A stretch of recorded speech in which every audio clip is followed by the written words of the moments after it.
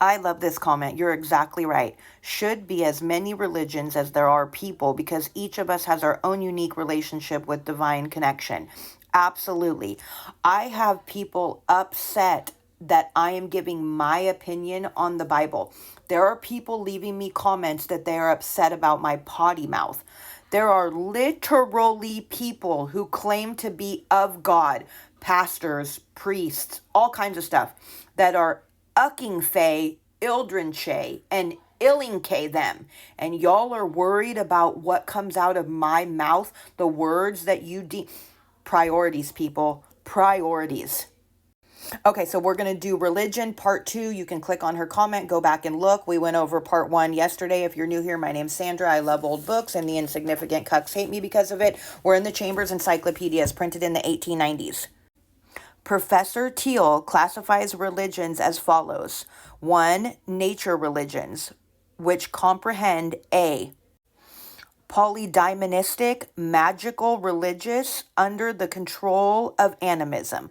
B. Purified or organized magical religions. Therianthropical polytheism.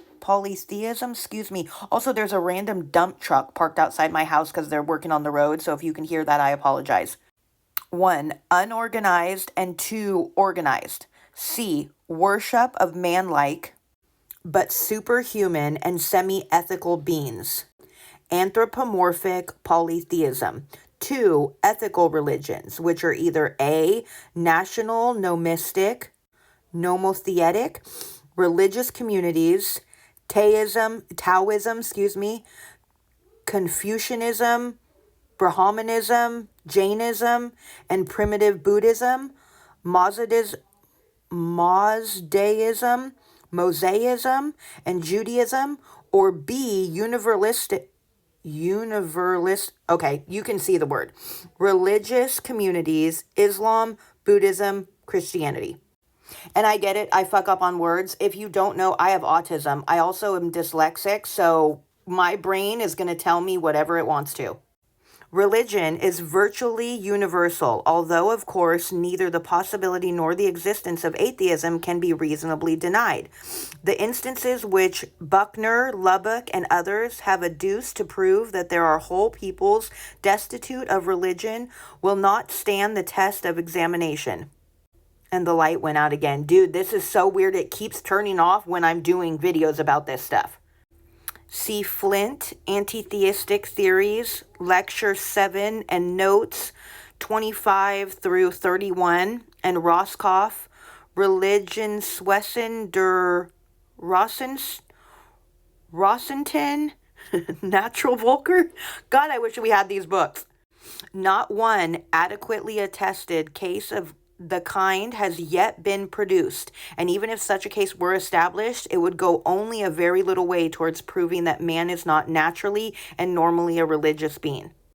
The starting point of religious development has been variously represented as fetishism, DeBrosses, Comte, Tyler, belief in ghosts, Spencer, Caspari, Liban, polytheism, Hume, Voltaire, Dubious, pantheism, Tholuck, Ulrichi, Caird, henotheism, Schilling, Max Mueller, von Hartmann, and monotheism, Cruiser, Professor Rawlinson, Cannon, Cook. All these representatives are conjunctural. All these representations are conjunctural, The present state of our knowledge does not enable us to decide what the primitive religion was.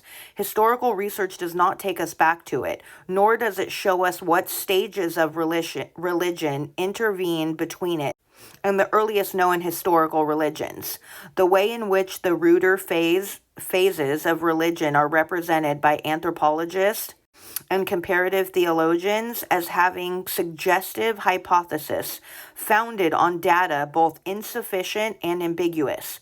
All serial arrangements of the kind ought to be regarded as of a merely logical, non-historical character, although they may perhaps aid in leading to the discovery of the historical order of development. Hence, the best mode of arranging the ruder religions may be that which begins with the logically simplest phase of religion and assigns the others a place in the order of their logical dependence and complexity. Adopting this principle, naturalism, the worship of natural objects regarded as powers or agents will come first, implying as it does no original or special faculty or tendency, and being the direct and natural interpretation of physical facts.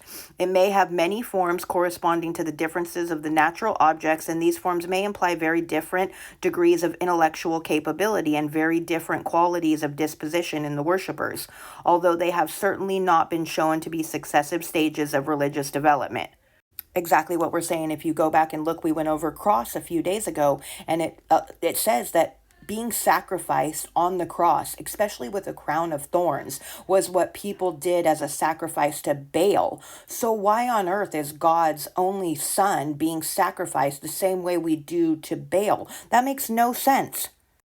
Natural worship affords a basis for all other forms of religion and worship, and in most of them, its presence of a constituent is obvious. It is difficult, if not impossible, to conceive how men could have risen to any higher stage of religion except by means of it, or how they could have failed to enter it unless raised upon it by a special revelation. And the notion of a special revelation to men who had not by natural means acquired any belief in or thought of a deity is scarcely conceivable. Animism comes next as a natural result of the growth of the idea of soul. It is often indistinguishable or difficult to distinguish from nature worship, which is, as it were, implicit animism. While animism is explicit nature worship, when man has drawn a distinction between body and life or soul, it is natural that he should work it out in regard to himself and then judge of other things by himself. And the phenomena of sleep and dreams, of swooning, apoplexy, ecstasy, insanity, and death all contribute to mold his thoughts when once they have been turned in this direction.